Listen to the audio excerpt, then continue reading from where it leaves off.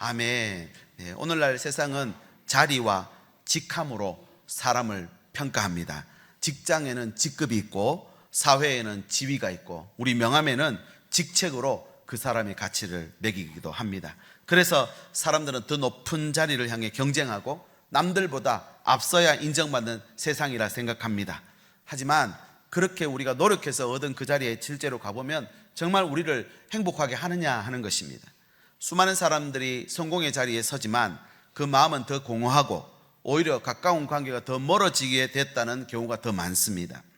여러분, 직분은 힘이 아니라 무게로 받아야 됩니다. 내가 어떤 직책을 받았는데 그 직책을 힘으로 사용하면 권력 남용이 되는 것이죠. 그러나 그 직분이 내게 주신 무게로 받으면요, 충성하고 봉사하고 섬길 수 있는 것입니다. 오늘 우리 장로님들도 저도 이렇게 가운을 입었습니다. 가운을 입은 이유는요, 오늘 성찬식이 있기 때문이고, 성찬, 우리 주님의 몸과 또 주님의 피를 함께 나누게 될 때에 우리의 인격이나 우리의 어떤 삶의 모습, 부족함이 드러나는 것보다 우리의 직함, 그러니까 직분을 가지고 하나님 앞에 수행하는 그런 의미로 가운을 입는 것입니다. 여러분, 이렇게 힘이 아니라 정말 하나님이 주신 무게를 가지고 우리가 섬기게 될 때 그 자리를 지킬 수 있고 세워갈 수 있게 되는 줄 믿습니다. 지위를 높일수록 사람은 고립되고 명예가 커질수록 관계는 멀어진다라는 말이 있습니다. 그런데 이 세상에 주시는 하나님이 직분은요, 그런 것과 다른 무너진 관계를 세울 수 있고 잃어버린 사람을 품을 수 있는 직분이라는 것입니다. 이것이 얼마나 큰 것이냐면 천국에서 우리에게 상급이 있습니다. 마태복음 5장 12절, 하늘에서 너희의 상이 큼이라. 마태복음 6장 20절, 오직 너희를 위하여 보물을 어디에 쌓아두라고요? 하늘에 쌓아두는 것이다. 세상은 위로 올라가야 한다 하지만 하나님은 아래로 내려오셨습니다. 세상은 더 커지고 더 많아져야 한다 하지만 하나님은 더 나누는 것이 복된 일이라 하셨습니다. 우리 교회가 나눌 수 있는 것은 가장 큰 은혜가 무엇일까요? 우리 삶에 나누는데 가장 큰 기쁨이 되는 일은 무엇일까요? 바로 전도주의를 통해서 하나님 주신 복음을 나누는 일이 아닌가 싶습니다. 이번 한 주간 여러분 기도하면서 복음 전할 준비하셔서 우리에게 주신 가장 귀한 것 나누는 복된 한 주간 되시길 예수님의 이름으로 축복합니다. 고린도 후서 오늘 말씀을 제가 읽었는데요, 바울 사도의 두 번째 편지입니다. 이 편지를 쓸 때 바울 사도의 마음은 심경이 매우 복잡했습니다. 본인이 교회를 직접 세웠지만 시간이 지나면서 그 자리가 흔들리는 것입니다. 일부 교인들이 바울의 사도직을 의심하기 시작합니다.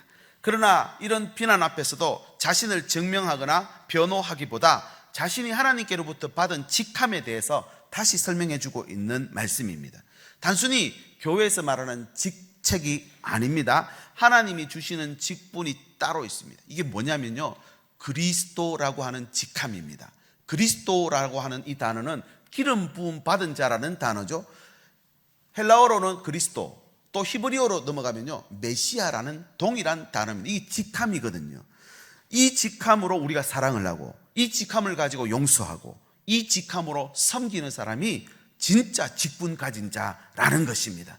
오늘 종교개혁주의를 우리가 지키면서 다시 원래 우리 본래 자리로 돌아가자, 그런 뜻이죠. 하나님 주신 말씀으로 하나님이 주시는 그 직분이 어떤 의미인지를 오늘 같이 함께 생각해 보고자 합니다. 첫 번째, 하나님이 주시는 직분은 우리를 깨끗하게 새롭게 만듭니다.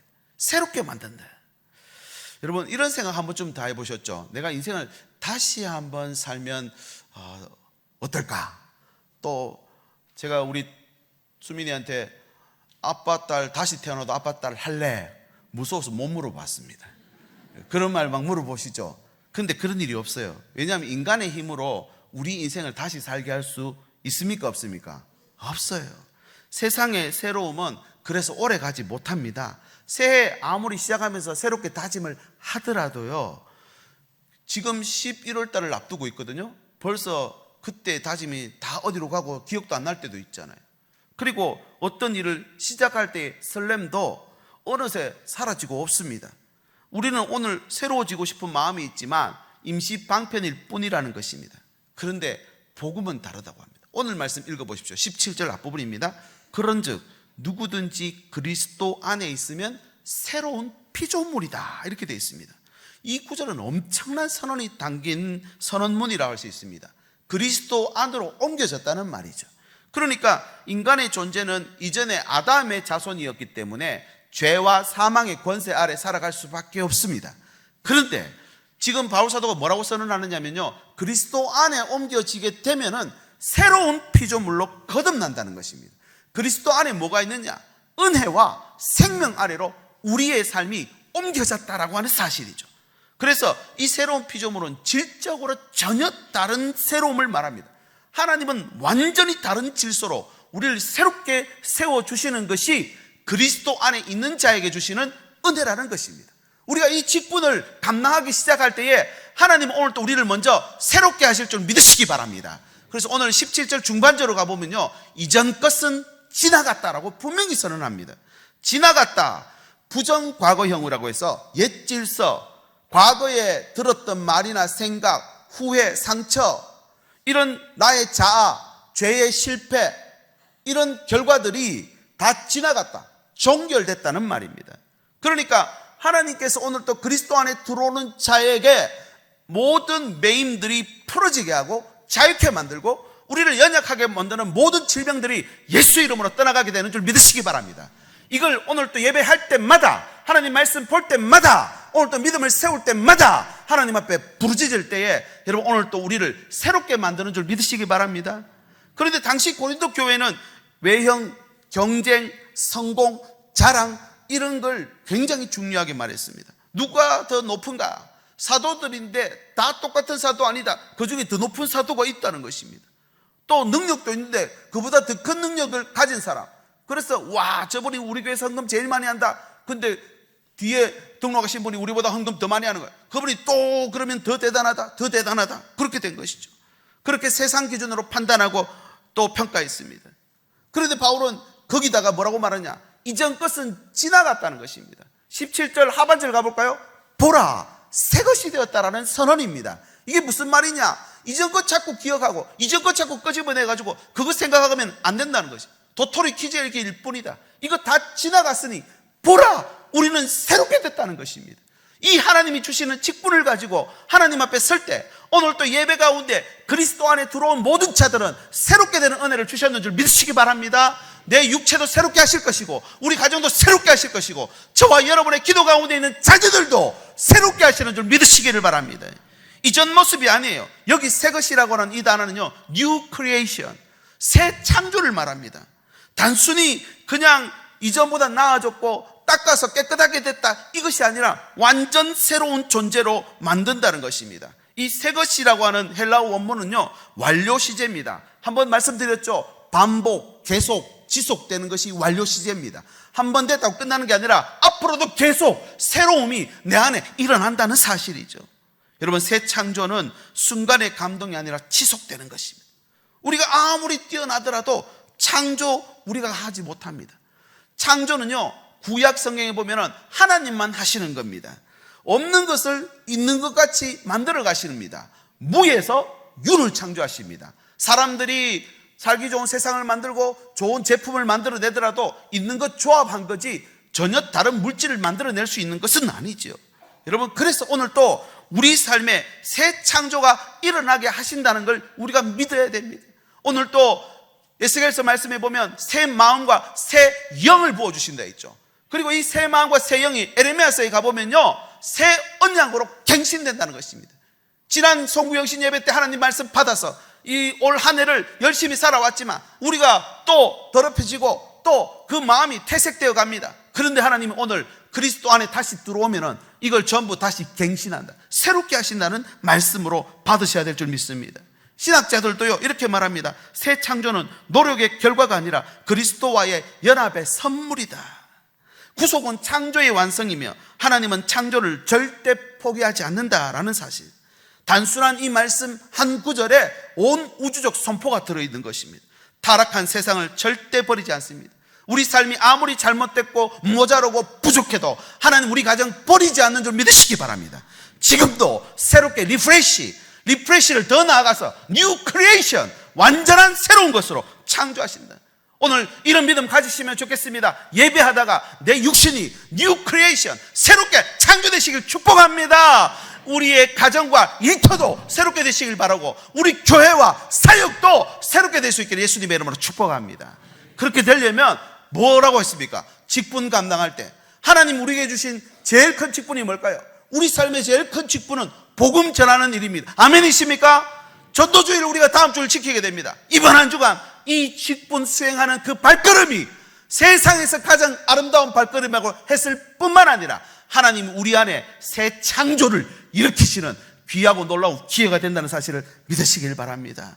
하나님 오늘 또 지금 예배를 통해서도 새롭게 창조하고 계십니다. 사람들은 직장, 연봉, 외모가 그 사람의 가치를 결정한다 하지만 주님은 그리스도 안에 있나 없나를 판단하십니다. 우리가 그리스도 안에 있으면 새로운 피조물이라 했죠. 단순히 더 착해진다는 의미가 아닙니다. 죄 아래에서 그리스도 안으로 신분이 이동된 것입니다. 신분이 이동되면요, 하나님이 주신 모든 약속을 상속받는 자격을 받는 것입니다. 상속받는 자격은 법적 효력을 발생합니다.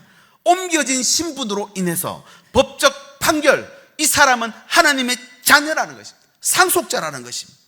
고린도전서 1장 18절 십자가의 도가 멸망하는 자들에게는 미련한 것이요 구원을 받는 우리에게는 하나님의 뭐가 된다고요? 능력이 된다고 그랬잖아요. 그리스도 밖에서는 상속받을 수가 없어요. 법적으로 그거는 전혀 안 되는 거니까. 그러나 그리스도 안에 들어오는 순간 하나님의 능력을 수행하고 만들어내고 선포할 수 있는 능력이 우리 가운데 함께 하시는 줄 믿으시기 바랍니다. 이게 직분의 능력입니다. 그래서 이 오늘 읽은 5장 말씀인데요, 그 다음 장 6장으로 넘어가면 바로 하나님이 이렇게 말씀합니다. 우리가 하나님과 함께 일하는 자로서, 파트너십이죠, 동력하는 자로서 이런 엄청난 직분을 받았으니 이 은혜를 헛되이 받지 말아라. 이걸 그냥 남겨두고 숨겨두고 감춰두지 말고 이 은혜를 직분으로 사용하라는 것입니다. 이것이 바로 복음을 전하는 일을 통해 일어나는 창조 역사입니다. 하나님이 천지를 창조하신 것처럼 오늘 내가 전하는 이 복음은 과거의 상처와 실수를 그냥 단순히 덮고 잊어버려주는 그것이 아니라 완전 새로운 것으로. 시계를 샀는데 기스가 났어요. 얼마나 아깝습니까? 그래서 케이스를 달죠. 그런데 여러분, 그렇게 기스가 났는 제품도 하나님이 새 걸로 바꿔버린다는 것입니다. 이런 놀라운 역사가 있다는 것입니다. 여러분, 오늘 또 저와 여러분들이 이 복음 전하기 위해 먼저 새롭게 되실 수 있기를 예수님의 이름으로 축복합니다. 가정과 일터와 우리 자녀들이 또 우리가 기도하는 모든 기도 제목이 새롭게 되시길 바랍니다. 이번 한 주간 제가 그렇게 기도하겠습니다. 온 성도들, 복음 전하는 그 발걸음, 하나님 저들을 새롭게 해 주시옵소서. 새롭게 된 거 가지고 선포하는 겁니다. 그러면 그 가정도, 그 사람도, 그의 삶도 하나님이 새롭게 하실 줄 믿으시길 바랍니다. 한번 따라 하실까요? 보라, 새 것이 되었도다. 한 번 더 하실까요? 보라, 새 것이 되었도다. 여러분, 오늘 우리의 마음으로 믿음으로 선포하시길 축복합니다. 두 번째는 회복, 화목하게 하십니다. 화목. 어제가 그런 말씀 드렸죠. 땅은 하늘을 만나야 가치가 생깁니다. 여러분 동의하십니까? 아무리 농사를 잘 지어도요, 씨를 뿌리고 열심히 일해도 비 안 오고 햇빛 안 비추면 황폐한 땅이 될 수밖에 없습니다. 우리 인생도 마찬가지 아닙니까? 아무리 수고하고 땀을 흘려도 하나님 은혜 안 주시면 황폐한 인생이 될 수밖에 없다는 것, 이걸 인정해야 되는 것이죠. 그렇게 될 때 우리는 늘 하늘과 만나야 됩니다. 그런데 하늘과 단절되어 있죠. 가고 싶어도 갈 수가 없습니다. 그래서 화해가 필요한 것입니다. 그러나 세상에서 화해는요, 늘 조건 위에다가 화해를 세웁니다. 이거 하면, 저거 수행되면, 만족하면 화해하겠다. 그럼 반대로 안 되면, 만족 안 되면 화해는 깨지는 것이죠. 국가 간 어떤 협약이나 기업 간 계약들이 그런 것입니다. 쉽게 깨어지게 됩니다. 하지만 복음 안에 있는 화목은 다릅니다. 왜냐하면 하나님이 시작하셨거든요. 18절 앞부분입니다. 모든 것이 누구에게 났다고요? 하나님께로부터, 하늘로부터 내려왔다는 거예요. 인간의 노력이 아닙니다. 하나님의 주권과 은혜로 주시는 게 복음이라는 거예요. 18절 중반절, 그가 그리스도의 말미암아, 그리스도로 말미암아 우리를 자기와 화목하게 하시고, 하나님을 찾기 전에 그가 우리를 먼저 찾아오셨다. 여기 주어가 누구십니까? 하나님이 하신다. 하나님이 화목하게 한다는 거예요. 그렇게 우리가 하나님을 만났고, 우리가 하나님을 만난 그 인생은 가치 있는 인생이 되는 것이죠. 여러분, 화목은 하나님이 세상을 다시 품으신 놀라운 사건입니다. 신학자들이 이 사건을 어떻게 해석하느냐 하면 천지창조와 비견될 만한 새 창조, 새 것이 됐다 그랬죠. New Creation. 완전한 새 창조가 하나님의 화목 사역으로 이루어졌다는 것입니다. 이 말씀이 18절 하반절에 나옵니다. 또 우리에게 화목하게 하는 뭘 주셨다고요? 직분을 우리에게 주셔서 그 일을 수행하도록 했다는 것입니다. 어떻게 해요? 복음 전하면서. 복음 전할 때 거기 화목의 역사가 일어나는 것입니다. 그 사람과 사람 사이에, 가정과 가정 사이에 화목의 역사가 일어나길 바라고, 무엇보다도 하늘과 그 땅에, 그 가정에 화목 역사가 일어날 수 있기를 예수님의 이름으로 축복합니다. 얼마나 큰 놀라운 은혜가 거기 나타나겠습니까? 끊어진 모든 관계가 다시 하나 되게 만드는 그리스도의 속성을 그대로 담고 있는 것이 바로 화목하게라고 하는 단어입니다. 19절로 넘어가 보겠습니다. 곧 하나님께서 그리스도 안에 계십니다. 그리스도 안에 누가 계신다고요? 하나님께서 계셔서 세상을 자기와 화목하게 만드신다.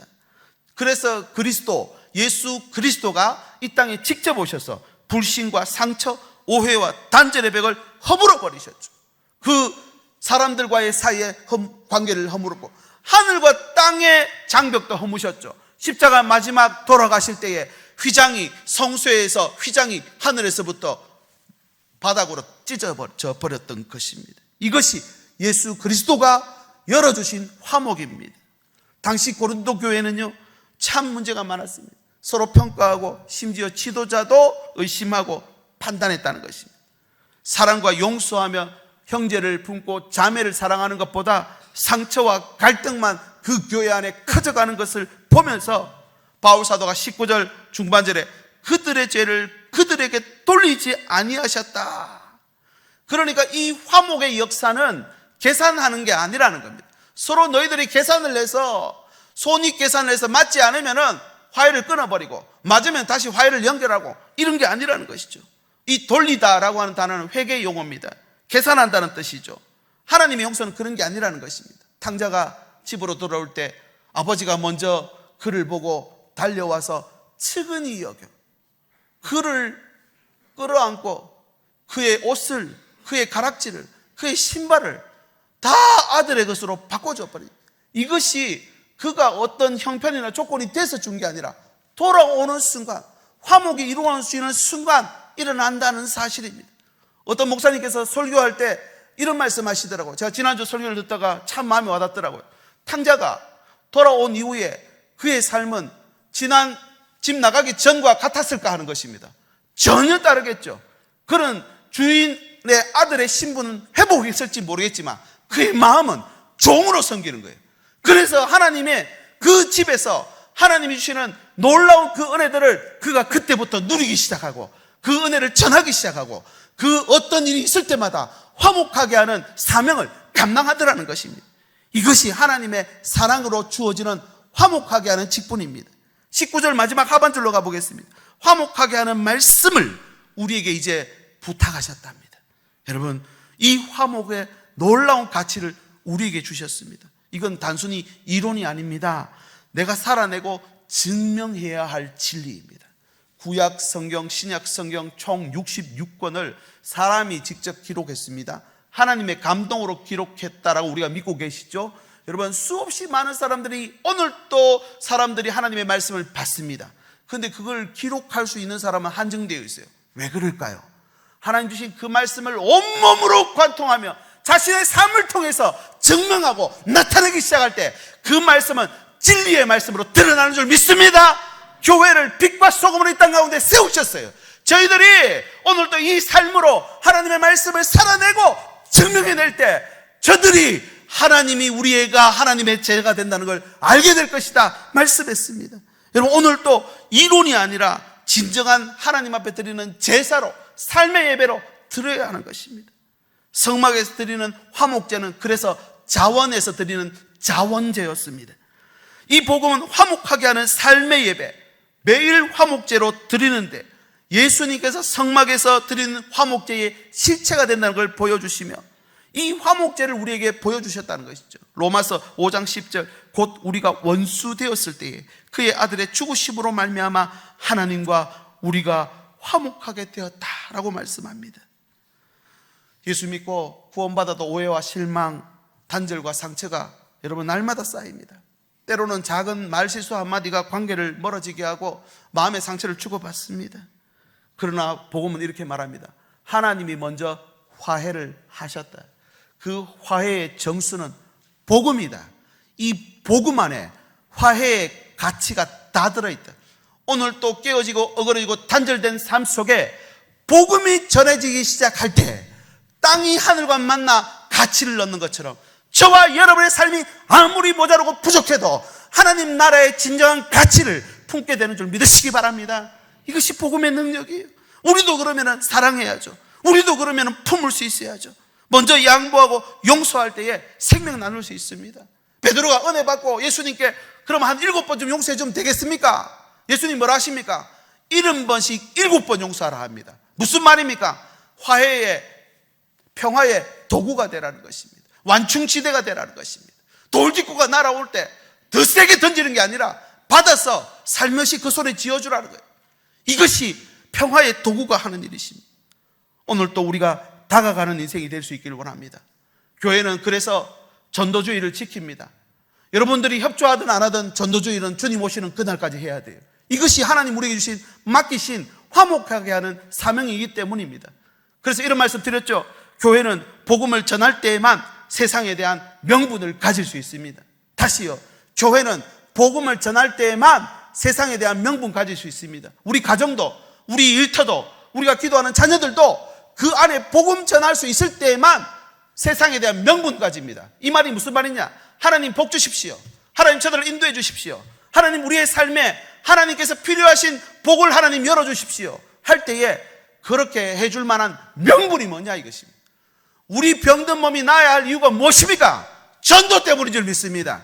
우리 가정이 회복되어야 될 이유가 무엇입니까? 이 화해의 복음을 전하기 위해 하나님 우리 가정을 회복시켜 주시면서 이게 진짜 명분인 것이죠. 그렇게 우리를 직분자로 불렀다는 것입니다. 이제 우리 차례입니다. 먼저 사랑하고 먼저 다가가고 먼저 품어주는. 이번 한 주간 저도 또 이렇게 기도하겠습니다. 다음 주 홈커밍 데이 573명에게 복음을 전할 텐데 하나님 저들 중에 돌아오는 그 모든 사람들에게 세상에서 가장 밝은 얼굴로 우리 교회가 환영하고 품어주고 사랑하고 이해하고 안아줄 수 있게 주님 역사하여 주시옵소서. 이것이 하나님 하시는 일입니다. 교세 확장하자는 말이 아니에요. 하나님의 사랑을 전하고 나누는 것이 바로 전도입니다. 마지막 세 번째는 대신하게입니다. 세상은 대표성을 중요하게 여깁니다. 국가의 대표, 국가대표, 그렇죠? 기업은 이미지를 내세워서 브랜딩을 통한 사업의 가치를 오늘 또 계속 설명하고 광고로 나옵니다. 하지만 그 어떤 대표 자리보다 영광스러운 자리가 그리스도를 대표하는 거 아니겠습니까? 하나님 나라 대표자. 20절 말씀 보겠습니다. 그러므로 우리가 그리스도를 대신하여 사신이 된다. 대표자가 된다는 말이죠. 이게 대사라는 뜻입니다. 그분의 자리에서 말하고 행동하는. 구약에서는 하나님은 그 메시지를 보낼 때 항상 대리자, 선지자를 보냅니다. 모세를 보내셨고 선지자들 보내서 그 뜻을 전하셨습니다. 이 보내심을 받은 자에게는 권위가 있습니다. 권세가 있습니다. 예수님 권세가 내 권세가 되는 것입니다. 예수님의 생명이 내 생명이 되고 예수님의 말씀이 내 말씀이 되어서 전해지는 것입니다. 이것이 복음 전할 때 나타납니다. 그리스도의 얼굴로 그분의 목소리와 그분의 손길로 우리를 그들에게 보내신다. 이것이 대리하게, 대신하게 라는 뜻입니다. 20절 중반절 가볼까요? 하나님이 우리를 통하여 너희를 권면하시는 것 같이. 단순히 권면하다라는 말이 아니라 여기도 현재 분사형이라 그랬어요. 계속해서 한때 그냥 대사였다가 아니라 지금도 앞으로도 계속. 이게 무슨 뜻인지 아시겠습니까? 지금 고린도 교회가 바울을 환영하는 게 아니라 배척하고 있어요. 배척하면 어떡하겠습니까? 마음 상하죠. 내가 세웠는데, 내가 너희를 얼마나 사랑했는데. 입이 닫아져 버리겠습니다. 저 같으면 떠날 수도 있겠습니다. 그런데 바울 사도는 그런 거 상관없다는 거예요. 나를 대리자로 보냈기 때문에 나를 통하여 오늘 또 너희에게 권면한다. 때를 얻든지 못 얻든지 듣든지 아니 듣든지 내게 주신 사명 가지고 그들에게 전달한다는 것입니다. 당시 고린도 교회는 복음의 거리를 계속 이어가고 있었어요. 고린도의 그 사회는 그리스 철학과 수사학의 중심지였다고 합니다. 소피스트라고 불리는 말 잘하는 철학자, 웅변 잘하는 웅변가들이 큰 인기를 이끌었다는 것입니다. 그래서 언변과 설득의 기술을 탁 내보이면 사람들이 박수치고 최고로 여겼다는 것입니다. 그런데 이게 교회 안에도 들어온 거예요. 바울은 고난 앞에서 그의 진리의 말씀 앞에서 숙이지 않았습니다. 타협하지 않았습니다. 그러니 타협하고 언변의 기술로 화려하게 말하는 사람을 더 좋아했겠죠. 이런 상황에서 바울이 이렇게 외칩니다. 20절 이제 마지막 말씀입니다. 그리스도를 대신하여 간청하노니. 간청은 눈물로 호소하다는 말이거든요. 사도의 말에 권위가 있지만 그 권위에 눈물을 덮어서 그들에게 전하는 것입니다. 자신은 자존심 세우고 자신의 권위를 내세우는 게 아니라 이 일을 하나님의 일로 봤다는 것입니다. 환영을 받든 환영받지 못하든 이건 전달되어야 된다는, 나는 하나님 나라의 공무원이다. 공문, 공지, 공고, 안 되면 내용 증명 통해서라도 수단과 방법 가리지 않고 나는 전할 뿐이다. 이것이 사도 바울의 마음이었습니다.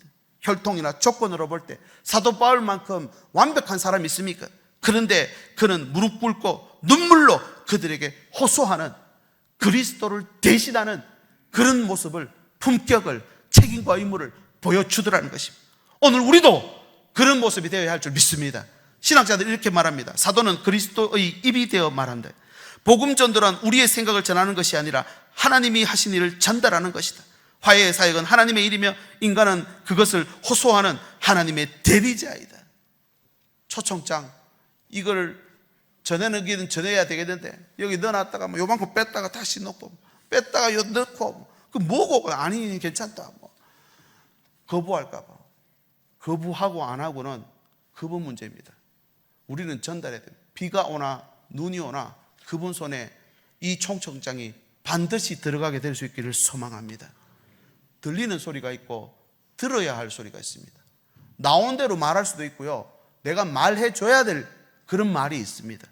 여러분, 하나님이 주시는 이 복음은요, 들리게 해줘야 됩니다. 말해줘야 됩니다. 이것이 하나님 우리에게 주신 사명이죠. 우리 교회는 안양 땅에 세운 하나님 나라의 대사관입니다. 여기서 비자 발급합니다. 그 나라 갈 수 있는. 여기서 영주권, 시민권 발급해야 되는 것 아닙니까? 사람들은 교회를 보며 그리스도를 봅니다. 우리의 말과 행동, 표정 하나가 다 그리스도의 편지라 그랬죠. 고린도후서 3장 3절 너희는 우리로 말미암아 나타난 그리스도의 뭐라고요? 편지다. 요한복음 13장 35절 너희가 서로 사랑하면 이로써 모든 사람이 너희가 내 제자인 줄 알게 되리라. 여러분, 이번 한 주간 복음의 편지가 될 수 있기를 바랍니다. 저도 그렇게 기도하겠습니다. 하나님, 우리 교회가 단순한 건물 아니라 하나님 나라의 연락사무소가 돼야죠. 연락사무소, 공적사무소, 주민센터가 돼야 돼요. 우리는 하나님 나라의 대사입니다. 우리 가정도 그렇게 되면 좋겠습니다. 광복절에만 태극기 개항하는 게 아니라 여러분, 이번 홈커밍 데이를 기점으로 우리 가정에 하나님 나라의 국기를 거기다 다십시오. 여기는 하나님 나라 연락사무소다. 이 하나님 나라의 복음을 우리 가정이 전하겠습니다. 하나님 전할 수 있도록 집도 주시고, 전할 수 있도록 우리 자녀들 진로도 열어주십시고, 전할 수 있도록 이 병든 몸과 마음도 치유하여 주시옵소서. 하나님이 반드시 허락하시는 줄 믿으시기 바랍니다.